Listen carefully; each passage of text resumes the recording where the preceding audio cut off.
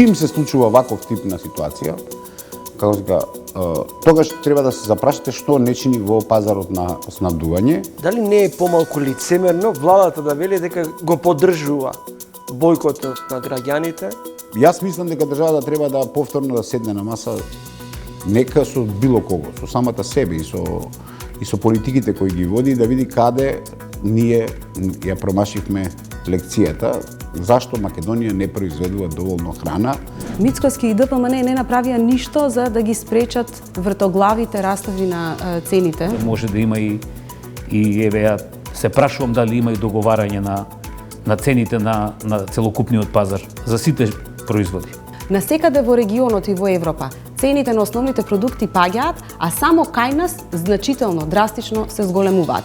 Треба да се прашаме зашто створивме во општество на кое му е полесно да тргува отколку да произведува. Велат Артан Груби е близок со СДСМ. Истиот тој Артан Груби беше пропуштен да помине преку граница од кадри кои што се тесно поврзани со ВМРО ДПМН-евски челници.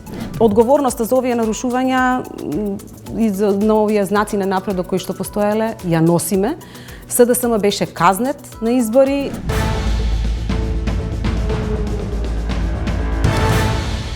Македонската економија е увозно зависна. Трговскиот дефицит до ноември минатата година бил над 600 милиони евра. Повеќе увоз одошто експорт. Според статистиката, македонската економија бележи околу 3 милиарди евра повеќе увоз од извоз. Тоа значи дека трговскиот дефицит ќе биде околу 30%. Наши најголеми партнери се Германија, Србија, Грција, Кина, Велика Британија. Стопанската комора на Македонија формира посебен борд од менаџери што треба да одреди некаква нова стратегија во соработката со странство. Во изданието Трин гостине Антони Пешев, извршен директор на Стопанската комора на Македонија. Господине Пешев, недела и ден во кој граѓаните бојкотираат, незадоволни од цените, односно потрошувачката кошничка станува се поскапа. Сметате ли дека ова незадоволство ќе има некаков ефект и каде ја гледате вината? Ке трговците или ке владата? Очигледно е дека намерата е да се даде порака до ланците на ланците на големи супермаркети, меѓутоа прво треба да анализираме во какви состојби тоа се случува и да се изанализираат последиците на кои тоа генерално доведуваат до енормно зголемување на цените на производите во делот на исхраната. Мислам дека ова е легитимно право на граѓаните да го искажат својот револт заради инфлаторните случувања што се случуваат, меѓутоа факт е дека ова иницијатива доаѓа после серија на слични такви бојкоти кои се случија секаде во регионот. Значи не е уникатно наш производ. Со инфлацијата се борат сите. Ако видите еден дел, да не говориме за земите во Европа кои се во исклучително тешки економски услови сега во моментот, ќе видите дека еден дел од програмата на новиот председател Трамп е наменета за намалување на инфлаторните случувања во Америка. Една Америка со токав голем и развиен пазар, со можност да влие многу на тара, дошла до дереже да мора да интервенира на инфлаторните случувања. Меѓутоа, за разлика од кај нас, каде што тоа не се решава на системско ниво, мислам дека тригер за оваа ситуација се на страна од високите цени кои се во нашите маркети, се и добрите финансиски резултати кои ги покажа ланците на супермаркети. Тоа помалку ги како да кажам, ги сепна или ги натера на интервенција граѓаните. Меѓутоа, ценам дека за да оваква иницијатива има ефект, таа треба да трае многу долго или доволно долго, за да има некаков сериозен одраз на функционирањето на маркетите. Чим се случува ваков тип на ситуација, како се тогаш треба да се запрашате што не чини во пазарот на снабдување и зашто во Македонија тоа толку е силно изразено, а реков не е само во Македонија, секаде во регионот е така, тогаш очигледно дека конкуренцијата е мала.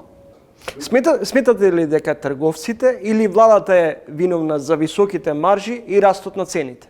Видите, ако ги прашате трговците, они ќе ви дадат нивните причини заради кои таа оперативна маржа е висока, они ќе ви кажат дека струјата е висока, они ќе ви кажат дека цените на работната сила се големи, они вработуваат многу луѓе,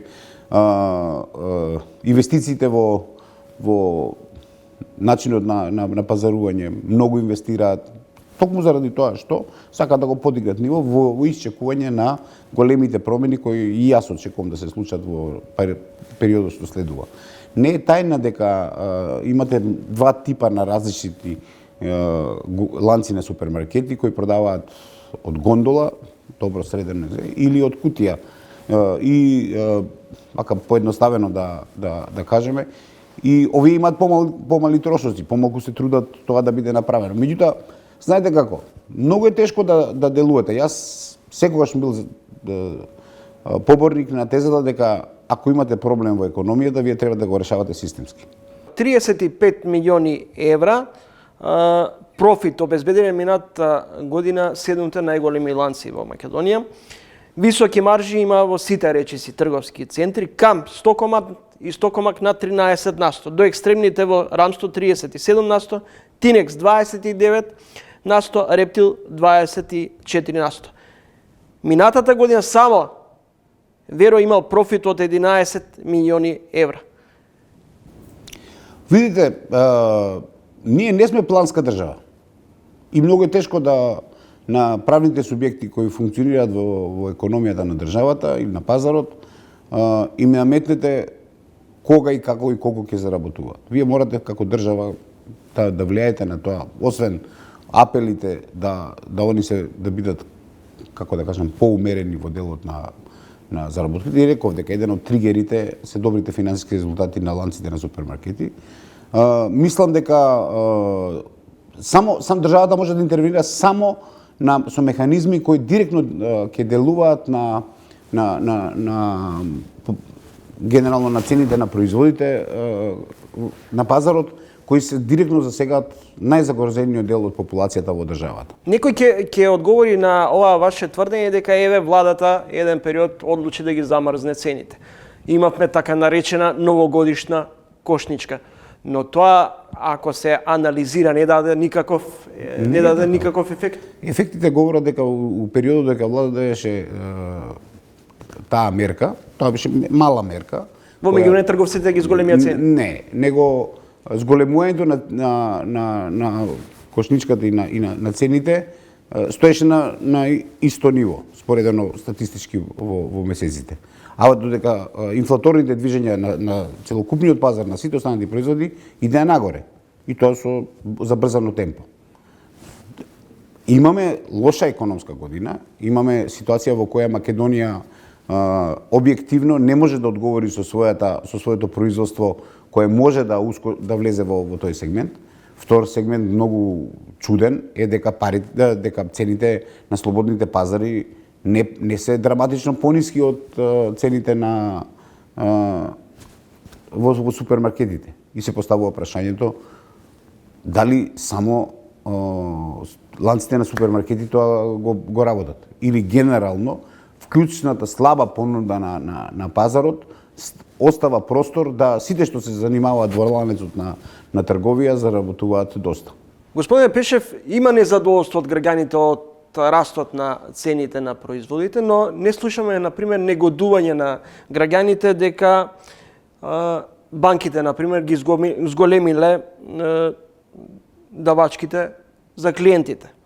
Нивниот профит оваа година ќе надмине речиси на 250 милиони евра, притоа само во комерцијални некои помали. Дивидендата останува во Македонија. Нема реакција ниту од Народната банка. Како да кажам, се одлучивме за слободно генерирање на цените на пазарот. И кај банките позицијата е таква да банките што може да функционираат, и кај банките имаме многу профитабилни и не толку профитабилни банки. Имаме ситуација, мислам дека многу е тешко вие сега да се враќаме назад на системот во кој државата ќе ги контролира и маржите на банките, и фиксните трошоци на банките што ги плаќаме, и профитите да им ги мериме, и ја напуштаме политиката на слободен пазар. Зошто не може да се стави ред? Ниту во банките, ниту меѓу трговците. Видете, тоа се непазарни мерки. Генерално тоа се непазарни мерки. Државата секогаш може тоа да го направи, меѓутоа ценам дека се далеку по сврсисходни или употребливи мерките во кои државата ќе стане активен соучесник во тој пазар. Втора работа е дека мислам дека треба да се фокусира владата на онаа класа на производи и на нив да контролира, кои навистина помагаат. Ја не знам која е причината да лимитирате цената на некоја екзотична печурка или нешто што се купува по пазарите, или на скапите сирења кои доаѓаат и кои ги купува само одредена класа на тие производи се и онака луксус, и тие може да имаат каква сакате цена на гондолата. Тие не влијаат заради тоа што значаен дел од популацијата не ги користи тие производи. Значи, пораката е дека треба државата да биде фокусирана на класа на производи кои директно го засегаат буџетот на секој нормално македонско семејство, со фокус на класи на производи на кои треба да се најдат системски мерки како тоа да се подобри. Дефинитивно, една од клучните мерки е да се помогне нашето домашно производство. Ние како да заборавивме дека бевме држава која нуди раноградинарски производи на секаде во регионот, а сега гледаме дека веќе скоро втора, трета година јас го пратам тоа, ние нашето раноградинарско производство излегува во блиску до мај. Тоа веќе не е раноградинарско производство. До тогаш веќе увозот на раноградинарски производи од секаде во околината се случил, а да не ве чуди тоа дека имам информации дека значаен дел од раноградинарските производи доаѓаат со бродови од Египет. И се низ ланците на снабдување се продаваат низ целиот регион. Значи, сведоци сме на социјален бес и во земјите од поранешните ју републики. Постои реално капацитет од социјална револуција. Дома па и пошироко. Видите, ви кажам, сега инфлацијата, цело време тоа говориме. Гледате инфлацијата и низ призмата на тоа колку се качува нивото на платите. Колку е покачено нивото на платите, пензиите и сето тоа, и колку е реално инфлацијата во тој период. Дали во Македонија власта е контролирана од олигархијата и со неја кокетира на некој начин? Ја мислам дека олигархија сериозна и не имаме. Значаен дел од луѓето кои се во олигархијата не се ни занимаваат со овие прашања.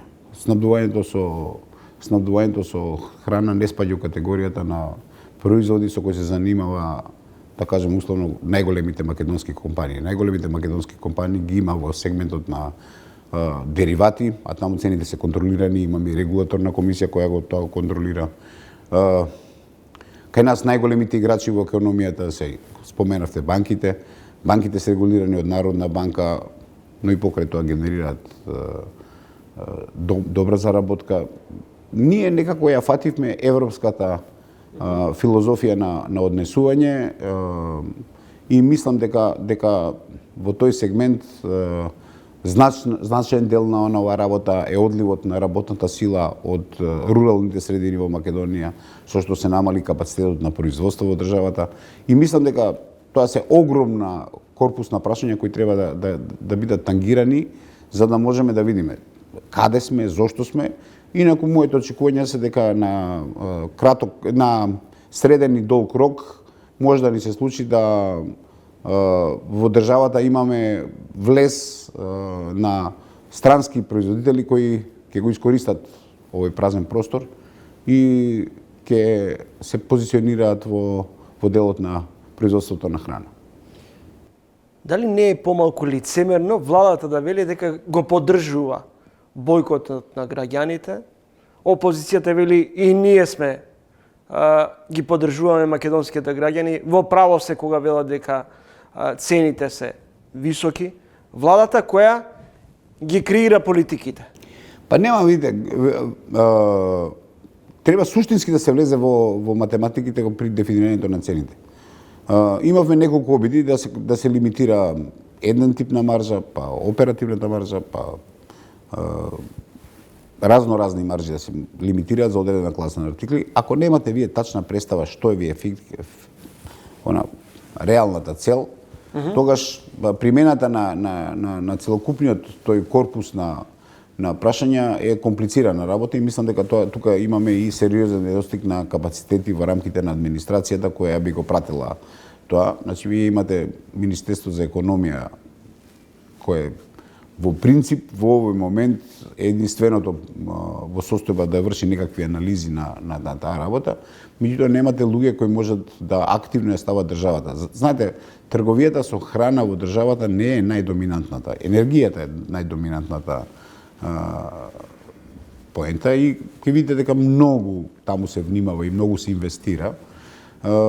Јас мислам дека државата треба да повторно да седне на маса, нека со било кого, со самата себе и со политиките кои ги води, да види каде ние ја промашивме лекцијата, зашто Македонија не произведува доволно храна во услови на поволни временски и климатски услови за производство на храна. Увезуваме храна, увезуваме струја.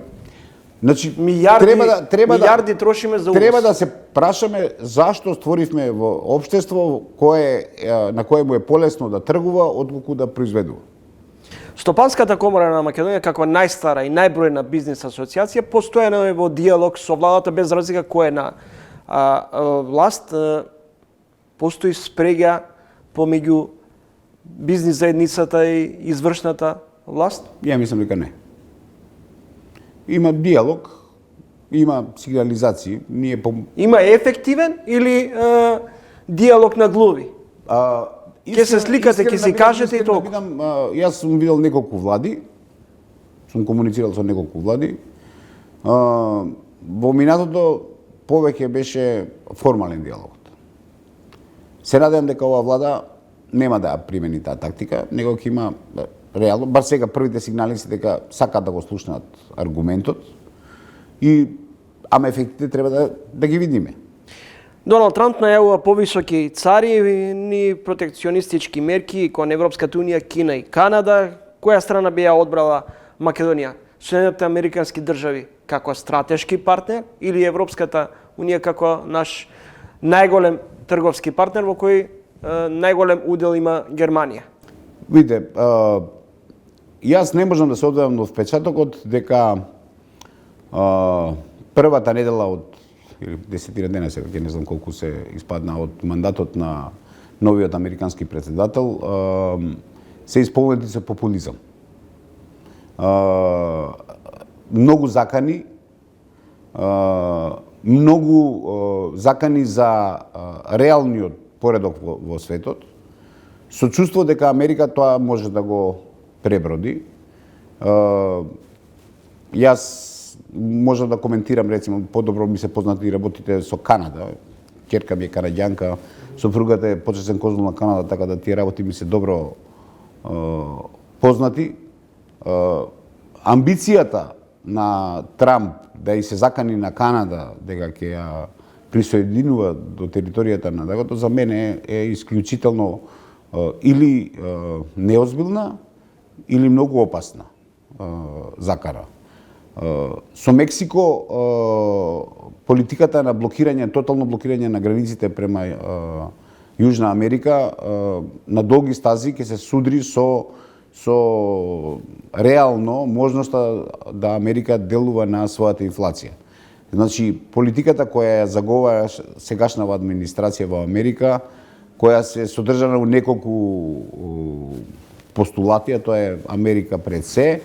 Втората е drill baby drill, или ќе копаме колку што сакаме од изворите на нафта и газ кои ги имаме во државата. Ќе произведуваме автомобили со нормално согорување, а не електрични автомобили. ќе ги затвараме границите со големи царини и давачки, за мене е нешто што упатува на прилично изолационистичка политика која Америка е некарактеристична за Америка. Америка била отворена економија со многу конкурентна сила. Они недвојбено се една од најголемите купувачи во светот, меѓутоа затварањето во сопствени ровови на долги стази нема да помогне. Пример за тоа ви е состојбата со Русија. После толку многу економски санкции наметнати на неа од страна на најголемите европски држави, Америка, пола свет кој го поддржува западниот концепт во раководење, Русија се заврти према земите на БРИКС и си направи нови пазари.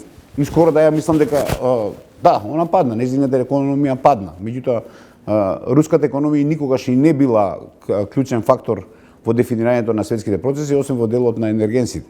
На светот сепак му треба период на смирување на страстите и претераното трошење на средства за воената индустрија.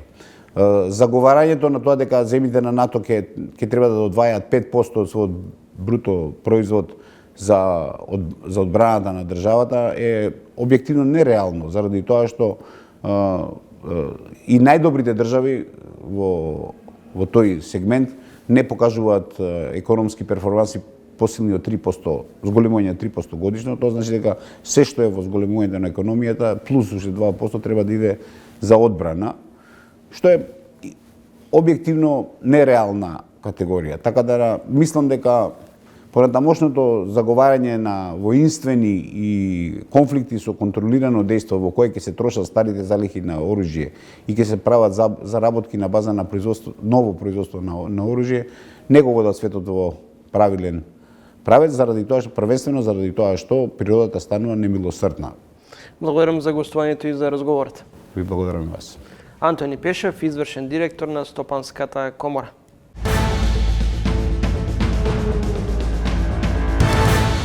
Малку повеќе, односно е лицемерно, ДПМН да се обидува да создаде непостоечка врска помеѓу СДСМ и ДУИ во моментов, затоа што од една страна ДУИ им помага да гласаат закони, 4 закони ги изгласаа со помош на ДУИ, а од друга страна велат Артан Груби е близок со СДСМ.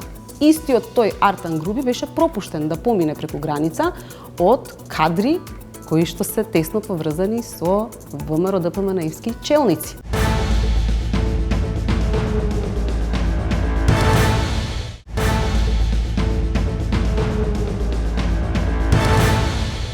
Власта и опозицијата после подолг период се обединија во една единствена цел, а тоа е да застанат на страната на граѓаните и да го поддржат бојкотот во однос на ценовниот шок. Во ово издание на Трин гостинка ќе биде подпредседателката на Социјалдемократскиот сојуз на Македонија, Кристина Костова. Добре дојдете во емисијата. Благодарам, добро ве најдов и благодарам на поканата. Господја Костова, бојкот на маркети, незадоволство кај граѓаните. Сметате ли дека овој граѓански бунт ќе даде некакви ефекти и каква хипокризија? И вие и власта велите секоја чест на граѓанството да изразат незадоволство од ценовниот шок. Незадоволството од шоковите ценовни кои што се случуваа во континуитет во изминатите месеци воопшто не се неочекувани, особено не за нас. Кукавички е целото постапување на Мицкоски и на ДПМН откако се на власт во однос на сите економски политики кои што или ги нудат, или се изолираат себе си, се вадат себе си од ситуација да понудат какви било економски решенија за сериозните економски и финансиски проблеми со кои што се соочуваат сите граѓани. Мицкоски е директен соучесник во покачувањето на цените во изминатиот период. Имено кукавички беше и самото тоа што тој им даде предност на сопствениците на трговските синџири во трката кон новогодишната кошничка.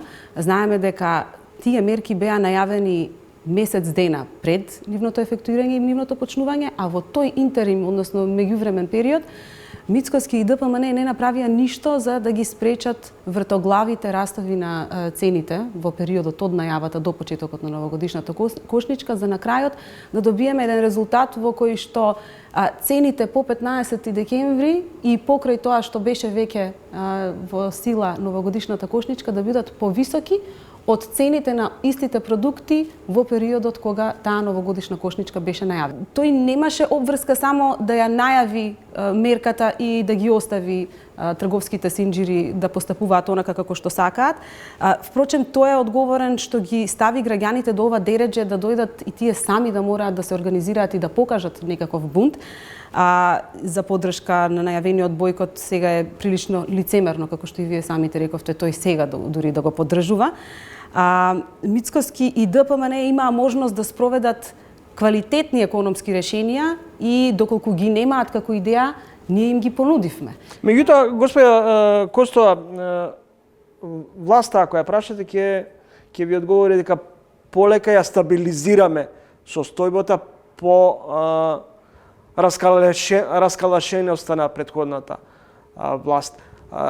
Сега вас ве прашувам, колку е реално да очекуваме постепено економско заздравување или можеби продлабочување на социјалното, односно продлабочување на социјалното раслојување?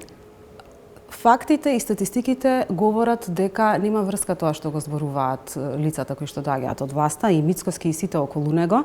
За неполни 8 месеци се гледа дека доживуваме крах на полена економија.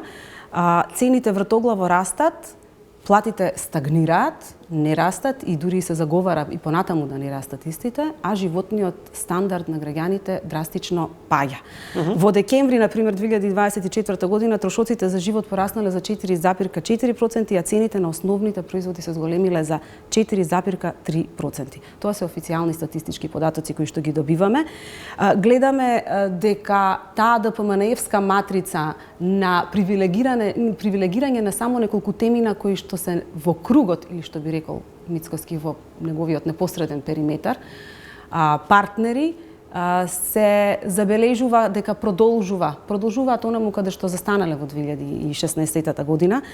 Кукавички е не само што не го спречуваат и не прават ништо за да го спречат ценовниот шок, туку исто така и што Мицкоски се иззема себе си од процесот на преговори за покачување на минимална плата и ги остави синдикатите и работодавачите самите да договарат. Тоа е екстремно кукавичка позиција, затоа што Мицкоски не е лидер на опозиција, Мицкоски е премиер и негова обврска е тој да се стави во процесите на медиатори, впрочем да покаже политичка волја дека навистина се грижи за граѓаните и се грижи за тоа граѓаните да имаат повисоки плати. Меѓутоа, ова воопшто не ми е за изненадување, затоа што тоа е таа добро позната ДПМН-евска матрица која што ја имавме и во минатото, а за која што гледаме дека сега продолжуваат да ја применуваат. Па еве само ќе ве потсетам, пред неколку дена мислам дека Трајко Славески, кој што во текот на сите 7 години додека ние сме биле на власт даваше изјави за тоа како не било добро да се покачува минималната плата, сега вели граѓаните дека не треба да се залагаат и не треба да бараат повисоки плати, а дека бојкотот на маркетите бил фолклор, како што тој самиот вели. Обезбедување основни услови за пристоен живот на граѓаните, сето тоа се уназадува, а со цел да се реализира повторно она враќање на ДПМН-евската елита од која што сеќе зависи и тие да ги држат граѓаните во финансиски, економски клинч или грч, за да можат полесно да управуваат. Господин Костова, околу ангажирањето на советниците на Мицкоски подоцна, но уште малку на економија. Според пресметките на Finance Think, од почетокот на 2021 година до крајот на 2024, што значи во периодот дека вие сте биле на власт како владеачка гарнитура предводена од СДСМ, цените на храната во земјава пораснале за дури 47%. Зошто ниту една влада не успеа да ги реши проблемите на граѓаните, ниту да ги дисциплинира компаниите и производителите? Она што го забележуваме е дека во тие години, во тој период кој што вие го спомнувате, имаше ценовни шокови насекаде и во регионот и глобално на светот. Тоа беше очекувано постпандемиско економско случување. Но она што сега го забележуваме во последните неколку месеци е дека насекаде во регионот и во Европа цените на основните продукти паѓаат, а само кај нас значително, драстично се зголемуваат. Добро, господе Костова, да се осврнеме малку и на политичките теми покрај економијата. Следите интервју со Кристина Костова, подпредседателка на Социјалдемократскиот сојуз на Македонија. Обвинение на истраги се водат против поранешни функционери на СДСМ и ДУИ, вице-премиерот Груби во бегство, ни трага ни глас од текст-директорот на СМ Ковачевски, кој беше од вашите редови. Дали СДСМ ја плаќа цената на послушноста кон ДУИ и расипништвото? Со ДУИ, додека не се реформира и додека не настапат потребните реформи во таа партија, имаме раскрстено и ние се дистанцираме, за тоа сме зборувале. Малку повеќе, односно е лицемерно, ДПМН е да се обидува да создаде непостоечка врска помеѓу СДСМ и ДУИ во моментов, затоа што од една страна ДУИ им помага да гласаат закони, 4 закони ги изгласаа со помош на ДУИ, а од друга страна велат Артан Груби е близок со СДСМ. Истиот тој Артан Груби беше пропуштен да помине преку граница од кадри кои што се тесно поврзани со ВМРО ДПМН-евски челници. Така што поголем е линкот и во моментов поголема е врската помеѓу ДУИ и ДПМН отколку што некогаш била помеѓу СДСМ и ДУИ. Да, СДСМ го плаќа цехот за сервилноста кон ДУИ. Што се однесува до кривичните пријави до некои од нашите членови? Да, постојат кривични пријави, она на што ние апелираме и до власта и до јавноста е секогаш да се зачувува оној концепт на презумпција на невиност. Не можете вие да осудувате некој без воопшто да биде покренато обвинение за него од обвинителство. Тие финти и тие сензации кои што ги прават челниците од власта, преку давање нецелосни изјави за тоа кој е опфатен во истрагите, а кој не треба да бидат финти на кои што паѓаме сега во 2025 година, затоа што можат сериозно повторно да го нарушат демократскиот, да ја нарушат демократијата на крајот од денот во нашата држава. И она што ќе го кажам е дека нема да прифатам и прва ќе се побунам на она што значи политички прогон против моите другари и другарки. Господе Костова, зошто вашиот лидер Венко Филипче имаше потреба да присуствува на хвалоспевот на Путин од еден политичар кој е на црната листа? Денови го слушнав вашиот председател Филипче дека побара веднаш власта да реагира во однос на Додик, но пародија за вас не беше пародија тој настан и зошто? Во истиот момент вашиот лидер не го напушти. Одбележувањето на тој празник е одбележување на празник на наши сонародници и не треба да има ништо спорно во тоа што тој бил поканет, меѓутоа има многу спорно во тоа како се организирал тој настан. Сега Мицкоски се обидува да избега од одговорноста и да ја препише на некој од неговите коалициони партнери, но Мицкоски и самиот знаел дека тој ќе биде поканет и самиот знаел дека неговиот коалиционен партнер кани политичка фигура која што оди спротивно не само на процесите на евроинтеграција на државата од која што доаѓа, туку и на целиот регион. И тука одговорноста треба да се бара во власта. Власта треба конечно да каже дали навистина е за продолжување на патувањето на Македонија кон Европската унија и нејзино конечно зачленување, дали таа стратегиска цел ја задржува или пак сака да ги отстварува стратегиите и политиките на луѓе кои што и центри на моќ кои што работат против истото. Забележувате зошто довчерашни поранешни соработници на Груевски се ангажирани за советници на Мицковски, истите тие против кои се водеа истраги, а вие со измените на кривичниот законник дел од тие беа застареа, дел беа преквалификувани, на некои им се намали затворската казна. бевме сведоци деновиве и на одлуката за амнестија. Тоа ми се чини една од најголемите, ако не и најголемата грешка на СДСМ за време на владењето. Инаку, ќе потсетам само дека индексот на перцепција на корупција во текот на годините лека полека се подобруваше. Меѓутоа, огромен удар беше токму она што го рековте, измените во кривичниот законник и одговорноста за овие нарушувања и на овие знаци на напредок кои што постоеле ја носиме. СДСМ беше казнет на избори, меѓу другото, може би токму поради грешните политики во таа насока. Корупцијата, инаку, не е... Што значи дека се оградувате од политиките претходни на Ковачевски и на Заев? Праксите кои што биле лоши, ги оставаме во минатото и се фокусираме на нудење подобри, поквалитетни решенија. Грешки биле правени, и се разбира онаму каде што биле направени тие грешки, ние сега не можеме да речеме дека тоа било добро. Борбата против корупцијата останува значаен дел од она што значат основни вредности во дејствувањето. Јас само ќе ве потсетам дека во минатото, да, биле направени ваквите грешки, но исто така ние мораме да бидеме свесни дека во едно демократско општество судската власт треба да биде и односно беше барем, во текот на нашето време, издвоена од законодавната и од извршната власт.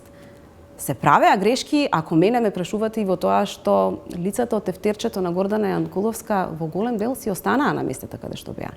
Она идеја за генерален реизбор во судството не помина и тука некако се повлекоа работите. И тоа се грешки за кои што ќе зборуваме можеби во иднина, меѓутоа се грешки кои што во наредното доаѓање и преземање на власта ќе работиме да ги елиминираме.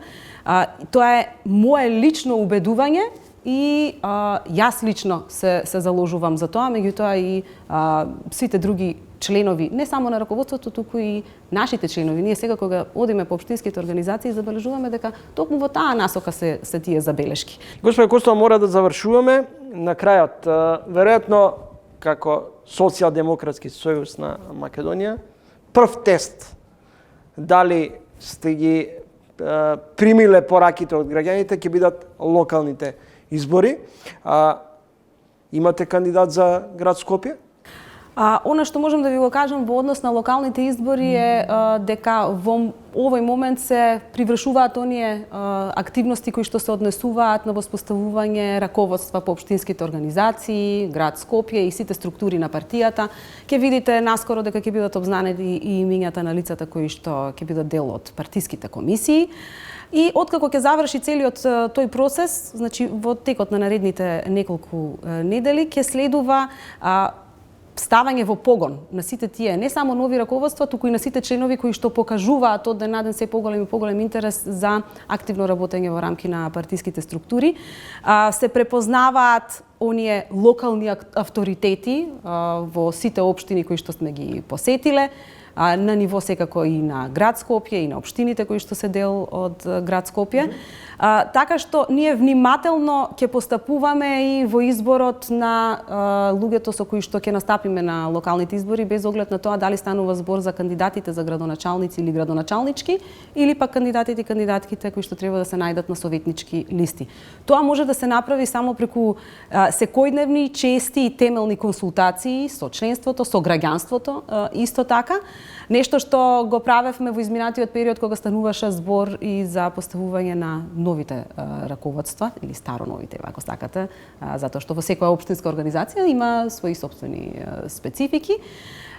И ќе се држиме кон тоа да се понудат најдобрите решенија од кадровски аспект, меѓутоа уште повеќе најдобрите решенија кои што се однесуваат на локалните политики, кои што граѓаните ги бараат. Затоа што видовме во изминатиот период од некои си 3,5 години локална власт, во општините кои што се претежно преземани од страна на ДПМН-евските функционери, гледаме дека тие имаат еден многу погрешен, козметички пристап кон локалната работа и кон локалната политика. Освен оние редовни ремонтни интервенции кои што се подразбираат во работата на локалната самоуправа, не гледаме дека се реализира ништо конкретно во рамки на општините кои што тие ги предводат, а кое што ќе значи решавање на некои повеќе децениски, повеќе генерацијски проблеми со кои што се соочуваат граѓаните, а кои што потекнуваат или се дел од оние локални комунални политики. Замира изградбата на градинки, замира изградбата на мостови, на оние конкретни решенија кои што во секоја општина се различни, ама кои што ние сме имале можност да бидеме да ја преземеме локалната власт и од 2017 до 2021 да понудиме конкретни решенија за истото. Сега гледаме дека се претура од шупло во празно, па токму и затоа им беше дадена можноста да имаат пристап до овие 250 милиони евра, затоа што видовме дека во тие 3 години колку што беа на власт, ништо конкретно не направија. Не знаат да менаџираат или пак не сакаат да знаат да менаџираат со општинските буџети. Така што нашата понуда ќе биде првенствено на поле на тие политики, на решенија за проблемите со кои што граѓаните секојдневно се соочуваат. Благодарам за издвоеното време и гостувањето во емисијата. Ви благодарам и вам. Кристина Костова, подпредседател на Социјалдемократскиот сојуз на Македонија. Кратка пауза, еве што по паузата ќе гледате.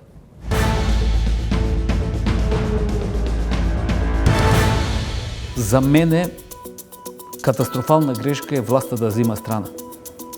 Бидејќи претходно кажав дека овие компании, овие трговци навистина се едни од најголемите плаќачи на данок и вработуваат многу луѓе. Имаме во Македонија акционерски друштва кои ги изигруваат своите акционери со намалени дивиденди затоа што сите лични задоволства ги прикажуваат и ги пресметуваат како компаниски трошок.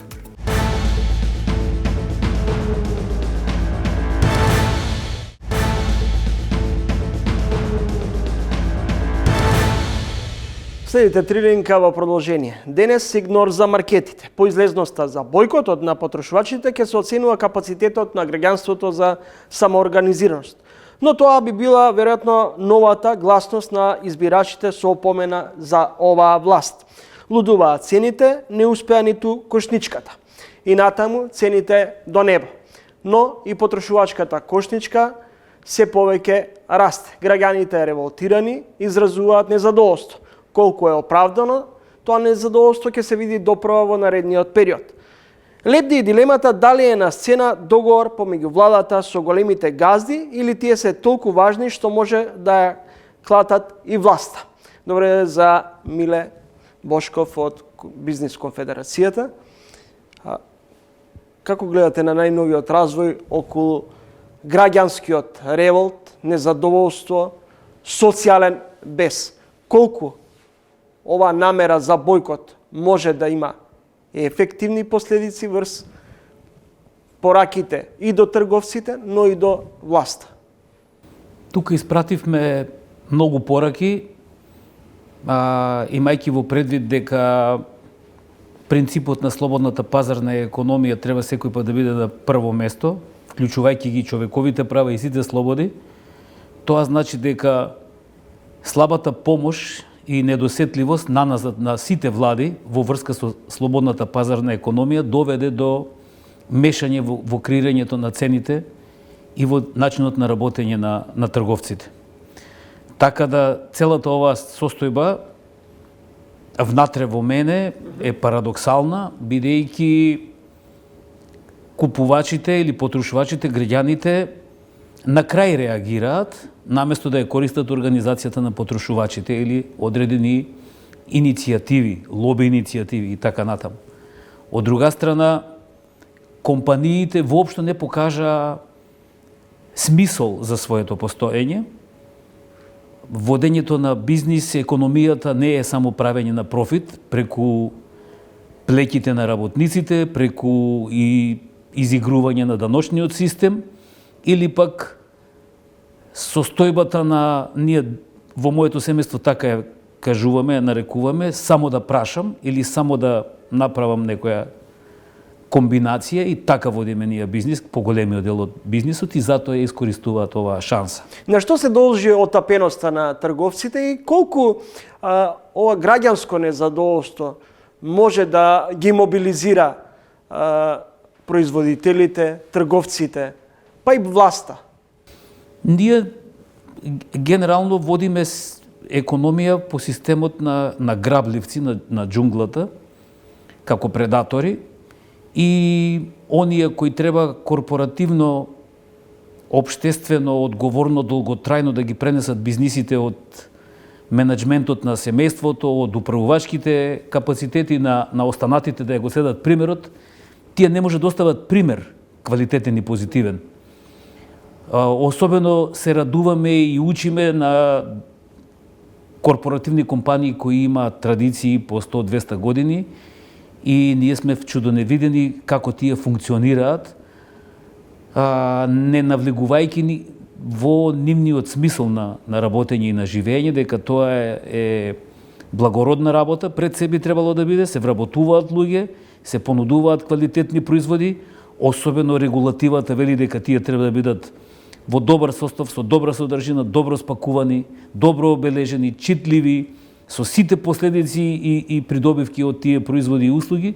Ние тоа со сила го правиме. Не го правиме на начинот на кој одлучуваме, со честни исклучуци, меѓутоа не одлучуваме дека граѓанинот и потрошувачот ни е пред се, за да го имаме долготрајно во државата.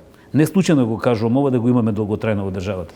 Пред 2 години клучните 10 маркети оствариле приходи од околу 700 милиони евра, например кам над 270 милиони евра, Стокомат повеќе од 175 милиони евра, Кипер за 5 години од 50 милиони го зголемил профитот на над 175 милиони евра. Колку жетта за профит ги одржува маржите на високо ниво? Пред се овие податоци кажуваат дека тие добро се организирани и знаат да го зголемат присуството на пазарот. Тие цифри кажуваат дека на некој начин дури е зголемена потрошувачката моќ и квалитетот на производи. Само да не бидам контрадикторен на претходно што го кажав. Од друга страна, тие го абсорбираат целиот куповен пазар со нивната понуда и со нивните досетливи маркетиншки кампањи и производи. Учат во меѓувреме, меѓутоа, за жал, наброивте само 5. И тоа е нашата болка. Односно, слаба конкуренција на пазарот и дури, може да се каже, и до некаде, бидејќи бизнисот помеѓу нас, како што е мал, се познаваат, па така да може да има и еве, ја се прашувам дали има и договарање на цените на целокупниот пазар за сите производи. Препознавате можеби спрега помеѓу власта, производителите и трговците? Не препознавам таква спрега. Комуницираат. Власта треба да биде умна, бидејќи тие се најголемите плаќачи на даночни обврзници, и треба да најдат начин како ќе комуницираат, треба да најдат канали како ќе се лобира за одредени политики, а не сето тоа да се случува преку пресконференции, без претходни состаноци, без претходно договарање и без претходно осигурување на јавноста дека и власта, и компаниите, и трговците, особено живеат од задоволството и од вкусовите, дали се политички или економски, од граѓаните. Господин Бошков, меѓутоа не ви изгледа помалку апсурдна една ситуација, владата која има инструменти да ги контролира цените, сега имаме порака дека и власта ја поздравува одлуката на граѓаните за бојкот и се придружува кон ова своевидно незадоволство и револт. За мене катастрофална грешка е власта да зема страна. Бидејќи претходно кажав дека овие компании, овие трговци навистина се едни од најголемите плаќачи на данок и вработуваат многу луѓе. Замислите она што може да се случи во социјалниот диалог, одреден број од компаниите да ги затворат компаниите и работниците да не дојдат на работа. Дали било тоа во фабрика, дали во трговски марки или во поголеми ланци од трговијата. Во тој случај имаме социјален проблем. Тогаш ќе треба да настапуваат синдикатите, да настапуваат адвокатите, работните спорови и така натаму, затоа што сите ние во општеството имаме слобода на избор, меѓутоа имаме и слобода на делување. Замислете го изборот на локаут. Не се согласувате со впечатокот дека понекогаш и трговците се здисани до тој степен да не размислуваат само на двојно, туку тројно, па и не знам, пет пати за 5 пати поголем профит и приход да обезбедат. Тоа е она што го кажав на почетокот. Джунгла од пазарна економија и несовесно и неетичко работење без смисол. Меѓутоа, ние мора да ги поставиме, збориме за основата, збориме на базата и на правилата на игра. И сите тука ги погрешивме правилата на играта. Ете, вие рековте трговците, се сложувам со трговците, особено од завчера почнавме кампања да потрошувачите и граѓаните да се насочат кон малите бизниси, кон локалните занаечи, месарници, пекарници, сладкарници и така натаму, луѓе кои работат во трговијата да им однесат сендвичи, храна и така натаму на одредени луѓе, за да покажеме дека сме отворени кон бизнисот, особено кон микро, малите, средните и занаечиите. Трговските ланци треба да се насочат кон фер трговски практики од своите помали добавувачи, од локалното производство, да ги потикнуваат за да можат тие да бидат зајакнати и на некој начин на долг рок да ги примамат да бидат тие нивните клиенти. Најголемите 5 ланци на маркети во 2019 година имале добивка 30 милиони, за 2023 за да ја завршат со околу 100 милиони евра профит. Што и како да се применат мерките во ваков случај на сузбивање на нефер трговски практики? Мора да знаат нивните добавувачи дека постојат одредени правила на игра, меѓутоа исто така и во делот на пристап до финансии и во делот на трговската размена, која е документирана, дека тие средства можат и да ги наплаќаат. Веднаш да ги наплаќаат, преку фактор траст, преку одредени канали на наплата и така натаму. Меѓутоа, мора да се знае дека контролата и квалитетот мора да бидат на ниво. Вие велите постојат некои правила на игра, но очигледно некој ги изигрува тие контроли, правила на игра, законски регулативи. Тоа е точно, бидејќи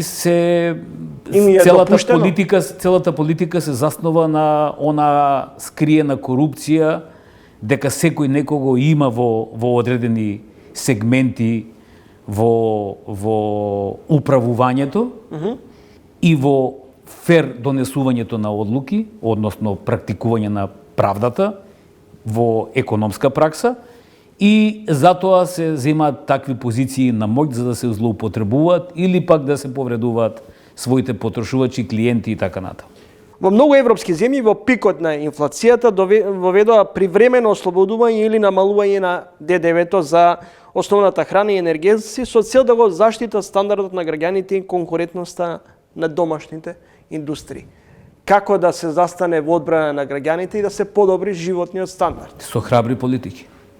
Што е за вас храбра политика? Ако тоа значи дека ние ја имаме хипотетички, ќе наречам, власта и управуваме со власта и извршно делуваме, тогаш можеме за домашните производители да направиме одредени повисоки царински давачки за производи од странство, кои ги увезуваме. Да го потикнеме македонското производство, да го потикнеме географското потекло, да ги потикнеме компаниите да ги подобрат своите начини на привлекување на потрошувачите. Со квалитет, со стандарди, меѓутоа обучувајќи ги, информирајќи ги, не казнувајќи ги. И на крајот, она што го кажавте, она што е пракса, а тоа е намалување на даноците, особено за производителите.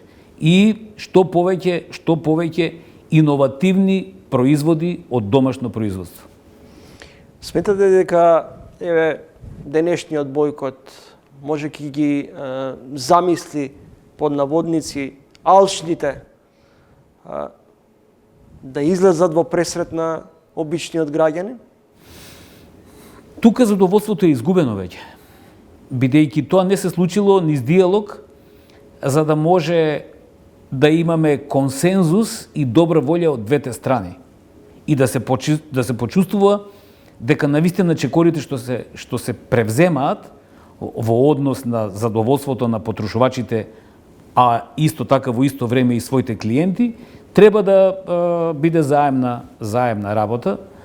Во овој момент испуштена е таа шанса и затоа се надевам дека одредени корпоративни политики и начин на размислување кој потекнува од личното воспитување, знам дека ова ќе повреди одредени трговци, е променето или ќе се промени.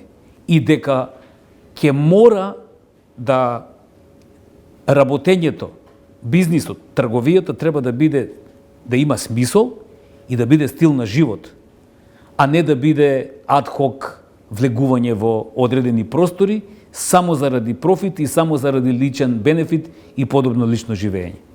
Очигледно на последниот период профитот и личното богатење доминира?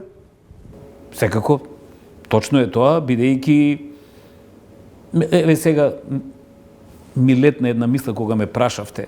Имаме во Македонија акционерски друштва кои ги изигруваат своите акционери со намалени дивиденди, затоа што сите лични задоволства ги прикажуваат и ги пресметуваат како компаниски трошок. Знаете какво изигрување е тоа? Затоа повторно наведувам. Личното воспитание, култура, не етика на одредени корпоративни лидери навистина го нарушува целиот комодитет и онаа традиција на македонска култура и на начин на комуникација традиционална за овие простори. Нас ни е нарушено достоинството. Господин Бочков, вие сте еден од ретките кои застанавте во одбрана на работниците. Велите, работниците се премалку платени, имаме и сериозен недостиг на работна сила. Дали домашниот пазар е изолиран од глобалните светски движења? Апсолутно. Особено одредени компании кои работат како мултинационални компании во Македонија, дали се тоа странски директни инвестиции и така натаму, тие многу добро знаат дека на друго место во светот и во Европа дека потпишуваат мултинационални договори или транснационални договори. Меѓутоа, тие не се договори за трговија. Тие договори се однесуваат како ги третираат луѓето и работниците во своите компании. И секаде низ светот или секаде низ Европска Унија, условите, колективните договори, почитувањето на работникот е на високо ниво, а во Македонија се протажира минимална плата и одредени услови и не формирање било која форма на здружување на работниците. Нема ни еден синдикат во странските директни инвестиции. Само заради избегнување на преговарање и истакнување на површина правилата на игра кои ги почитуваат човековите права во рамки на работничките права. Кои се според вас главните причини од недостигот на работна сила? Ниските плати или станува збор за многу поглобален или поголем проблем внатрешен како држава? Не, нашата болка се наоѓа во општеството и во незнаењето да се управува со општеството и со ресурсите кои ги имаме. Говорам за имаме од образованието ќе почнам. Ние не можеме со никаква мерка да ги натераме одредени совети за програмите за високо образование, па дури и за средното образование, да ги променат програмите кои датираат од минатиот век. Потоа здравството, сообраќајот, туризмот. Постојано се наоѓаме во џунгла. И постојано таа џунгла е надгледување од несоодветни надгледувачи. Така ќе го кажам тоа, ме разбираат вашите гледачи и тука се чувствуваат несигурни. И затоа глобалното иселување и овие големи бројки на иселување од Македонија повлекува и недостаток на работна сила а уште повеќе малите плати, уште повеќе слабата мотивација, слабото ниво на заштита, на безбедност и здраве при работа и слабото почитување на работникот како еден од основните капитали, основниот капитал на компаниите. И затоа бројките од пред 4-5 години од 730.000 вработени се паднати на 520.000 работени. Знаете колкава бројка, колкав екзодус во економијата е тоа. Ние не можеме да си го повториме тоа. Ние не можеме да си дозволиме да размислуваме, да се организираме, да имаме такви бројки во економијата. А се уште броиме скоро 900.000 работоспособно население.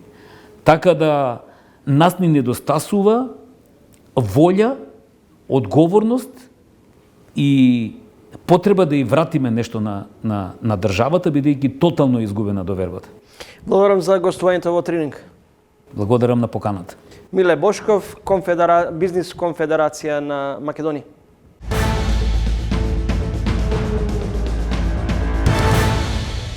Гледавте уште едно издание на ТВ магазинот Трилинг. Се надевам дека во изминативе 60 минути го задржавме вашето внимание со изборот на соговорници, а во емисијата гостува подпредседателката на Социјалдемократскиот сојуз на Македонија Кристина Костова, извршниот директор на Стопанската комора на Македонија Антони Пешев, како и председателот на Бизнис конфедерацијата Миле Бошков. Довидување до идниот петок во исто време.